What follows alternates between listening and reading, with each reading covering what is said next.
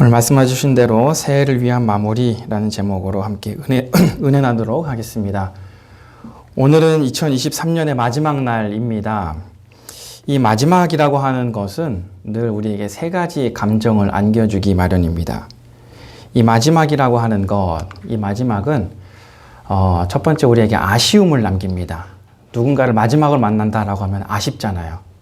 그래서 이 마지막이라고 하는 세 가지 감정 중에 첫 번째는 바로 이 아쉬움입니다. 특별히 한 해를 마무리하면서 우리에게 어떤 아쉬움이 있습니까? 나의 일에 조금 더 최선을 다할 수 있었는데, 더 많은 열매들을 맺을 수 있었는데, 이런 아쉬움도 남을 것 같고요. 또 누군가를 더 많이 사랑하고 누군가를 더 깊이 사랑하지 못한 것을 아쉬워하실 수도 있을 것 같습니다. 또 혹자는 누군가를 용서해야 했는데 용서하지 못한 것, 또 버럭 화를 낸 것, 이런 것들이 우리 마음 가운데 아쉬움으로 남을 것 같습니다. 또 마지막이 주는 두 번째 감정은 뭐가 있냐면 이 두려움입니다. 두려움. 이 마지막 끝 뒤에 뭐가 있을지 모르기 때문에 우리는 두려울 수 있습니다. 실제로 1999년 12월 31일 이 밀레니엄 시대라고 해가지고 그때 막 세상에 종말이 온다 막 이런 웅성웅성한 소문들이 있었어요. 이 1999년 12월 31일 다음에 2000년 1월 1일이 안 올지도 모른다는 그 두려움, 그것을 알 수 없기 때문에 사람들은 두려워했던 것 같습니다. 그러니까 이처럼 이 마지막이라고 하는 것, 마지막 뒤에 끝이라고 한다면 우리는 두려울 수밖에 없습니다. 그러나 우리는 모두 다 알고 있고요. 믿고 있습니다. 오늘이 지나면 끝이 아니라 새로운 한 해가 시작된다는 것을 우리는 알고 있기 때문에 이 두려움은 우리에게 큰 의미를 주지는 않습니다. 만약 우리가 내년이 오지 않는다라고 한다면, 올지 안 올지 잘 모르겠다라고 한다면 두려울지도 모르겠죠. 그리고 마지막으로 이 마지막이 우리에게 주는 세 번째 감정은 뭐냐면 설렘입니다. 설렘. 마지막 그리고 끝에서 새로운 시작이 있다라고 하는 것을 믿는 사람은 이제 설렐 수 있습니다. 기대가 됩니다. 기쁩니다. 그리고 심지어 지혜로운 사람은 준비를 합니다. 자, 다시 한번 말씀드립니다. 오늘은 2023년의 마지막 날입니다. 여러분은 어떤 마음과 어떤 감정으로 이 내년을 준비하고 맞이하고 계십니까? 아쉬움입니까? 두려움입니까? 아니면 설렘입니까? 할렐루야. 바라기는 우리가 아쉬움이나 두려움보다는 기대와 설렘으로 또 준비함으로 2024년을 맞이할 수 있는 우리 모든 등대 가족 여러분 되시기를 주님의 이름으로 축복합니다. 아멘. 오늘 우리가 함께 읽었던 말씀은 이사야서입니다. 이사야서는 우리가 잘 알고 있다시피 선지자 이사야가 쓴 지필한 책입니다. 이 이사야가 누구냐면 이 남유다를 향해서 회개와 멸망과 회복의 메시지, 희망의 메시지를 선포한 선지자가 바로 이 이사야입니다. 그 당시에 남유다는요, 상당히 부패하고 또 죄악으로 인해서 멸망할 수밖에 없는 상황에 놓여 있었습니다. 그래서 이사야는 남유다를 향하여서 회개하십시오. 회개하지 않으면 하나님의 심판이 임합니다. 라고 멸망의 메시지를 선포했습니다. 그런데 그게 끝이 아니었습니다. 멸망의 메시지를 선포했을 뿐만 아니라 멸망당할 것이지만 그 뒤에 반드시 하나님의 회복과 희망이 있을 것입니다. 남은 자들을 통하여 하나님께서 여러분을 다시 한번 일으키실 겁니다. 라고 선포했던 선지자가 바로 이 이사야 선지자였습니다. 오늘 이 말씀은 우리에게 2023년의 마지막을 맞이하고 있는 우리에게 큰 의미를 주는 메시지라고 생각합니다. 2023년 우리에게는 어쩌면 슬픔이었고 아픔이었고 괴로움이 있을지 모르겠습니다. 하지만 그게 끝이 아닙니다. 하나님께서는 우리에게 다시 약속하십니다. 너에게 새로움의 희망이 있을 거야. 그러한 기대감을 가지고 오늘 우리가 이사야서를 잠깐 살펴보려고 합니다. 우리는 과연 이 2023년을 마무리하면서 어떻게 24년을 준비해야 할까? 이 이사야서의 말씀을 통해서 잠시 살펴보도록 하겠습니다. 첫 번째로 이 새해를 맞이하는 어떻게 마무리해야 되냐? 새해를 위한 마무리. 첫 번째는 감사입니다. 우리 같이 한번 해볼게요. 감사. 오늘 본문 말씀 21절을 같이 한번 읽어보도록 하겠습니다. 시작. 이 백성은 내가 나를 위하여 지었나니 나를 찬송하게 하려 함이라. 아멘. 이 이사야 선지자는 한 해를 마무리하고 있는 우리에게 권면하기를 한 해를 마무리하면서 여러분이 꼭 해야 할 게 있는데 그게 뭐냐? 감사해야 됩니다. 라고 이야기하고 있습니다. 그리고 그 감사의 곡조를 담은 게 바로 찬양이죠. 그러니까 우리에게 권면하기를 한 해를 마무리하면서 감사하고 찬양해야 됩니다. 라고 권면하고 있습니다. 그런데 놀랍게도 그 이유가 뭐냐면 아무 이유가 없어요. 그냥 감사하고 찬양하래요. 오늘 말씀 21절에 이야기하죠. 내가 너희를 찬송하게 지었기 때문에 너희는 그냥 찬송해야 돼. 라고 이야기하고 있습니다. 이유는 없습니다. 왜냐하면 우리는 찬송하기 위해 지음받은 존재이기 때문에 이유가 없다 할지라도 찬양하고 감사해야 될 줄 믿습니다. 그럼에도 불구하고 우리에게는 참 많은 감사의 제목들이 있습니다. 지금까지 하나님께서 우리에게 은혜를 베푸셨기 때문에 이만큼 14년 동안 등대교회가 건강하게 세워질 수 있었고요. 하나님께서 우리에게 건강을 주셨기 때문에 이만큼 우리가 여러 가지 약함과 질병이 있음에도 불구하고 이만큼 건강하게 살 수 있는 것, 생명을 유지할 수 있는 것 아니겠습니까? 우리가 아주 넉넉하진 않지만 매일매일 삶에 풍족할 만큼 그때그때마다 채워주시기 때문에 우리는 어렵지 않게 하루하루를 기쁨으로 살아갈 수 있는 것 아니겠습니까? 이처럼 우리는 아무 이유 없이도 하나님을 찬양해야 하지만 하나님께서는 거기에다 플러스 알파 감사할 제목들을 너무나 많이 부어주신다는 사실이에요. 얼마 전이었죠. 오늘이 12월 31일인데 12월 27일은 저한테 아주 의미 있는 날이에요. 왜냐하면 제가 미국에 땅 밟은 지 딱 만으로 1년 되는 날입니다. 12월 27일, 작년 12월 27일에 필라델피아 공항에 처음으로 발을 디뎠습니다.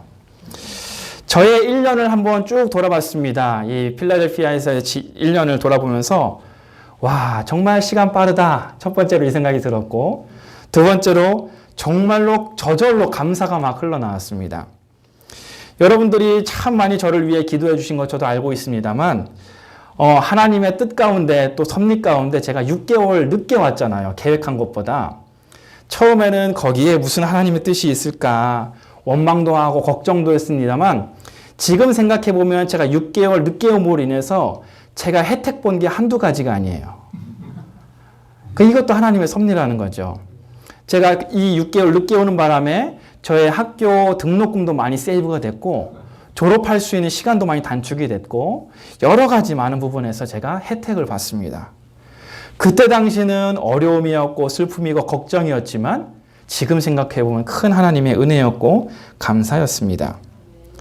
그뿐만 아니라 미국에 52개 주가 있는데 그 중에 가장 날씨가 좋고 가장 살기 좋다는 이 펜실베니아 필라델피아로 제가 온 것 얼마나 놀라운 하나님 은혜가 아닐 수 없습니다. 그 중에서도 가장 좋다고 하는 이 글랜사이드 지역에 등대교회라고 하는 공동체를 만나게 하셔가지고 제가 이곳에서 아주 은혜롭게 또 많은 사랑을 받으면서 목회를 하고 있습니다. 그리고 1년 동안 제가 크게 아픈 적이 한 번도 없어요.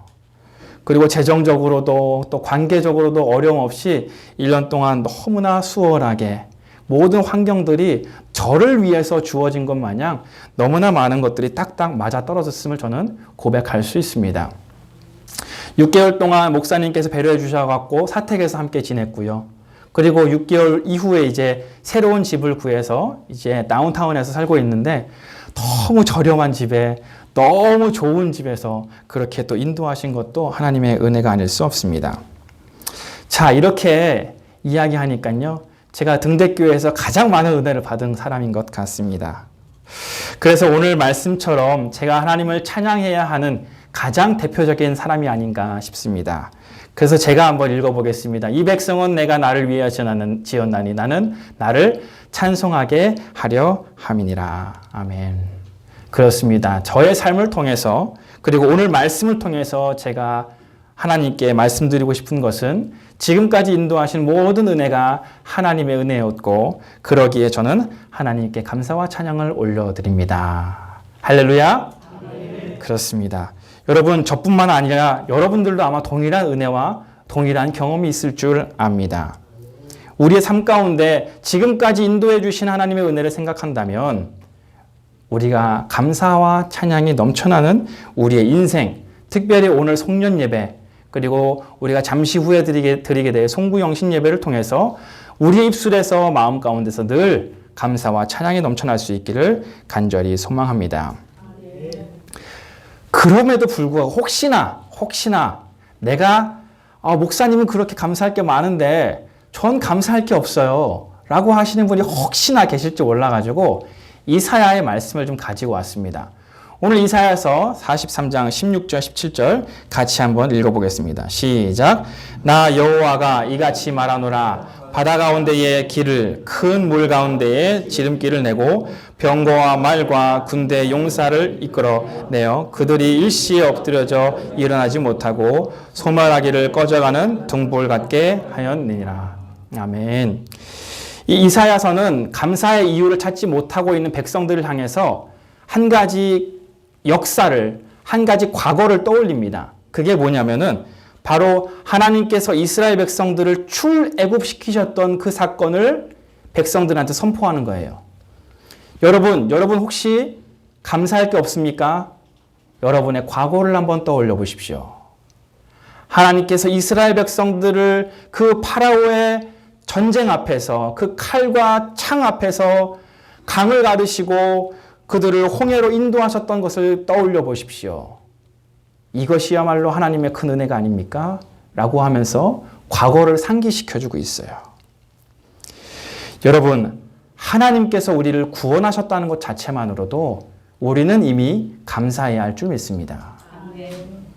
이사야는 지금 홍해에서 하나님께서 이스라엘 백성들을 구원하셨던 그 사건을 떠올리면서 여러분, 감사할 이유가 없다면 하나님께서 우리를 살리시고 구원하신 것만으로도 우리는 감사해야 할 줄 믿습니다라고 이스라엘 백성들한테 이야기하고 있는 거죠. 여러분, 바라기는 우리가 큰 감사를 찾을 필요가 없습니다. 날마다 우리를 인도하신 하나님의 은혜, 지금 내가 이렇게 숨 쉬면서 살아있을 수 있는 은혜, 나에게 가족이 있고 나에게 친구가 있고 나에게 동역자가 있고 그리고 무엇보다 하나님이 나를 구원하셨기 때문에 그것만으로도 감사할 수 있다는 거죠. 설령 그리 아니하실지라도 오늘 우리가 읽었던 21절의 말씀처럼 우리는 감사해야 됩니다. 왜냐하면 우리는 찬양하기 위해서, 감사하기 위해서 지음받은 존재이기 때문입니다. 바라기는 오늘 이 예배를 통해서 우리가 일주일의 은혜를 감사하고 또 잠시 후에 드려질 송구영신 예배를 통하여서 1년의 은혜를 감사하고 찬양할 수 있는 우리 모든 등대가족 여러분 되시기를 주님의 이름으로 축복합니다. 우리 같이 한번 읽어보겠습니다. 시작. 매일 불평하지 않고 범사에 감사로 살게 하소서. 다시 한번 읽어보겠습니다. 시작. 매일 불평하지 않고 범사에 감사로 살게 하소서. 아멘. 자, 한 해를 마무리하는 우리가 해야 할 두 번째 뭐냐? 그것은 바로 회개입니다. 회개. 과거가 청산되지 않으면요, 미래로 나아갈 수가 없습니다. 과거에 문제가 있었으면 그걸 반드시 해결하고만 미래로 나아갈 수 있어요. 이 세상에 참 많은 어리석은 사람이 있습니다만 대표적인 어리석은 사람이 누구냐면 과거에 사로잡힌 사람이 참 어리석은 사람이에요. 내가 말이야 왕년에 어땠는데 이렇게 하면서 그냥 과거에서만의 그 생각에서만 살아가는 사람들이 있어요. 반대로 또 과거의 안 좋은 기억에 사로잡힌 사람들이 있어요. 아, 내가 그때 어땠는데 참 내가 그때 잘했어야 됐는데 이렇게 과거가 해결되지 않으면요 미래로 절대로 나아갈 수 없습니다. 우리 인생도 마찬가지입니다. 우리가 2023년 가운데 정말 많은 계획들을 했습니다. 신앙생활 더 잘해야지. 더 많이 사랑해야지. 남편 바가지 덜 긁어야지. 이런 생각들을 많이 했는데 어떻게 잘 되셨어요? 우리가 많은 계획들을 세웠지만 사실 그 계획대로 살지 못한 우리 한 해였음을 우리는 발견하게 됩니다. 또 반대로 생각해 볼까요? 내가 이번에는 어떤 걸 좀 줄여야지, 안 해야지, 욕 좀 안 해야지, 내가 불평 좀 안 해야지, 많은 것들을 안 해야겠다라고 다짐했음에도 불구하고 습관적으로 많은 잘못들을 저질렀다라는 거죠. 오늘 말씀을 통해서 하나님께서 이야기하고 있는 두 번째는 뭐냐면, 한 해가 지나가기 전에 얼렁뚱땅 그냥 과거가 지나가게 하지 말고 청산하자라고 하는 거예요. 우리에게 필요한 마음이 있다면 그것은 바로 회개입니다. 회개. 2023년 하루 남았습니다. 2023년이 지나가기 전에 우리가 지었던 죄들을 하나님 앞에 다 고백하고 2024년을 맞이할 수 있는 우리 모두가 되기를 간절히 소망합니다. 제가 회개라고 하는 단어를 사전에서 좀 찾아봤어요. 이렇게 써 있더라고요. 회개는 죄스러운 생활 태도에서 탈피하여 하나님께 귀의, 하나님께 돌아가는 의미이다. 옛날에 저지른 잘못을 뉘우친 사람이 그 잘못을 고치고 되풀이하지 않으려고 노력하는 태도가 바로 회개라고 이야기합니다. 많은 사람들이 회개랑 죄책감을 헷갈려 합니다. 비슷한 거라고 생각해요. 하지만 달라요. 죄책감은 그냥 죄스러운 마음일 뿐이에요. 아, 내가 잘못했구나라고 하는 마음에서 끝나는 게 죄책감입니다. 하지만 회개라고 하는 정의에서도 우리가 알 수 있듯이 이 회개는 죄송한 마음 플러스 죄에 대한 인정, 죄에 대한 고백, 그리고 내가 죄를 다시 짓지 않겠다는 결단, 그리고 거기에다가 노력까지 있어야 돼요. 그러니까 이 회개는 사실 쉬운 게 아니에요.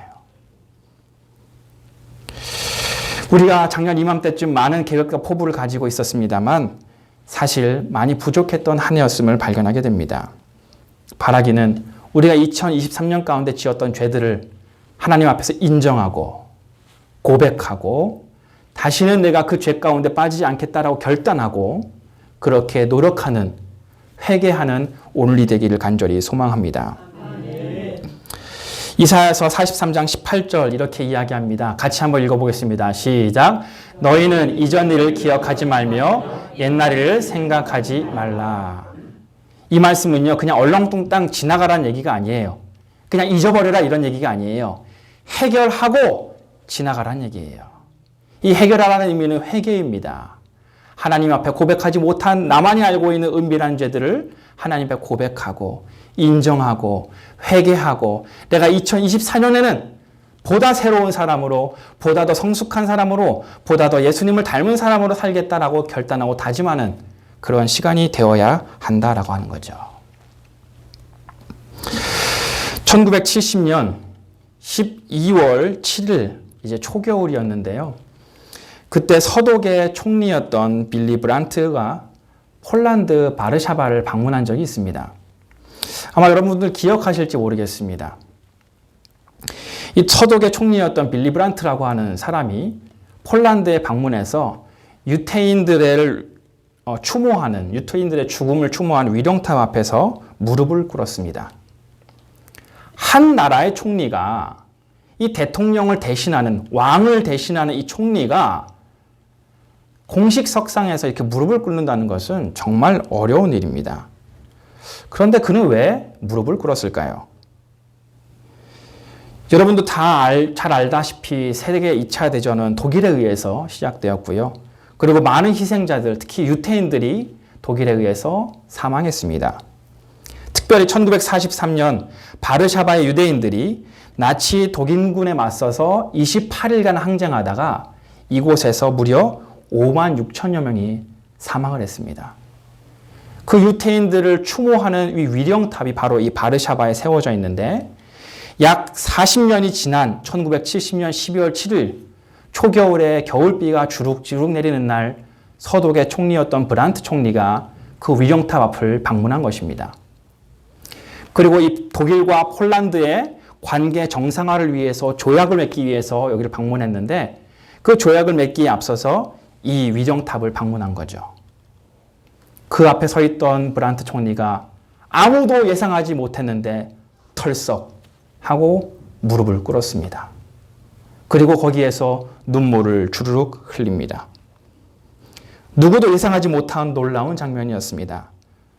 모든 기자들은 카메라 셔터를 터뜨리기 시작했습니다. 그리고 무릎을 꿇고 있는 그 브란트 총리를 향해서 폴란드의 수상이었던 유제프 수상이 이 브란트에게 다가가서 포옹을 합니다. 그리고 뭐라고 이야기하냐면 용서한다. 그러나 우리는 기억한다. 당신을 용서합니다. 그러나 잊지 않겠습니다. 이렇게 이야기합니다. 여러분, 왜 아직도 한국과 일본의 관계가 어려운 줄 아십니까? 진정한 용서와 진정한 사죄가 없기 때문입니다. 그것이 없기 때문에 이 한국과 일본은 아직도 앙숙으로 서로 다투고 있습니다. 여러분과 하나님의 관계가 왜 어려운지 아십니까? 진정한 용서와 진정한 참회가 없기 때문입니다.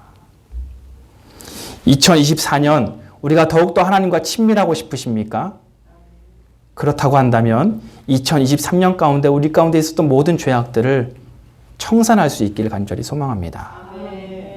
브란트 총리가 폴란드와의 관계 협정을 위해서 무릎을 꿇고 사죄했던 것처럼 하나님 앞에 우리도 무릎을 꿇고 2023년 가운데 모든 죄악들을 하나님 앞에 고백하고 또 참회하고 회개할 수 있는 우리 모두가 되기를 간절히 소망합니다. 오늘 이 예배가 우리의 모든 죄악을 하나님께 고백하고 회개할 수 있는 그 시발점이 되기를 간절히 소망합니다. 마지막으로 새해를 맞이하면서 또 2023년을 마무리하면서 우리가 해야 할 세 번째는 뭐냐면 기대하면서 기도해야 한다라고 하는 겁니다. 오늘 말씀 19절과 20절 같이 한번 읽어봅니다. 시작.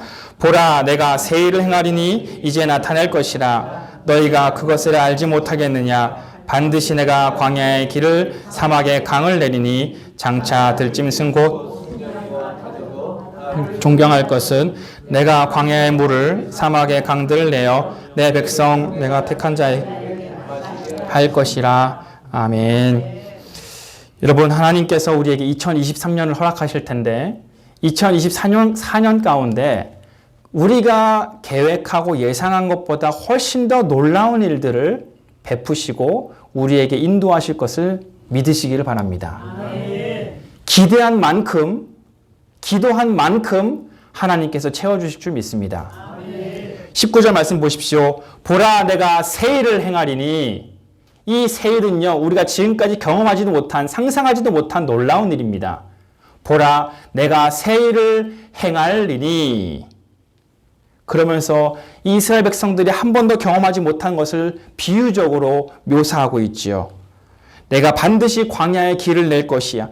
광야의 길이라는 것은 상상할 수 없는 일 아닙니까? 들짐승 곧 승냥이와 타조도 나를 존경할 것은 내가 광야의 물을 사막의 강을 내어 내 백성 내가 택한 자에게 마시게 할 거라. 사막의 물이 얼마나 귀합니까? 그런데 하나님께서 내년에 어떤 일을 행하실 거냐? 사막에 물을 내는 것과 같이 놀라운 일들을 내가 행할 거야 라고 약속하고 계십니다. 하나님께서는 2024년 가운데 우리에게 놀라운 은혜를 베푸실 건데 우리가 지금까지 상상하지도 못한, 꿈꿔보지 못한 놀라운 일들을 베푸실 줄 믿습니다. 그러니 기대하십시오. 기도하십시오.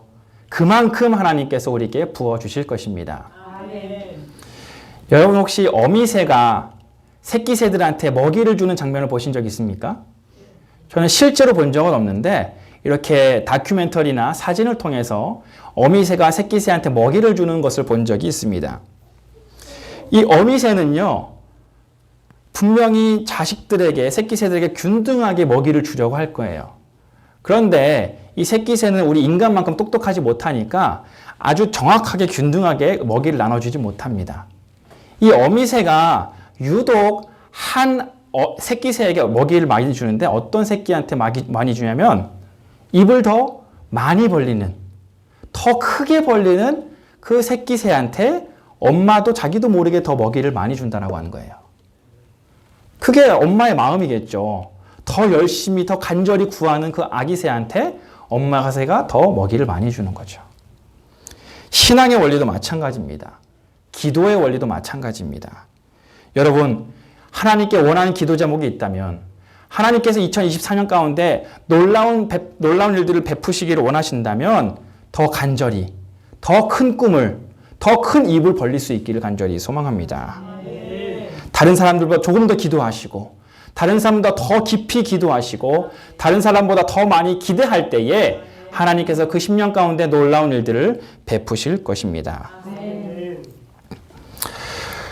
마지막으로 이 말씀 같이 한번 읽어보겠습니다. 시작. 오늘도 우리를 향해 기적은 달려오고 있다. 하지만 그 기적은 준비된 자에게 기적된다. 아멘. 참 제가 좋아하는 말입니다. 하나님은 오늘도 여러분에게 기적을 베푸시기를 원하십니다. 2024년간에 놀라운 기적을 베푸시기를 원하시는데 그냥 아무나 주지 않으세요.